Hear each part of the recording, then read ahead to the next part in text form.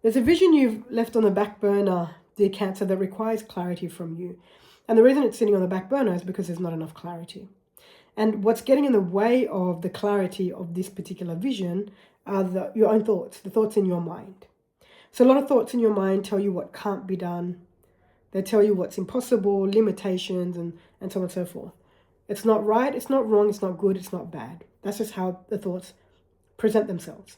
And generally, we identify with just about every single thought that crosses our mind because we're not present.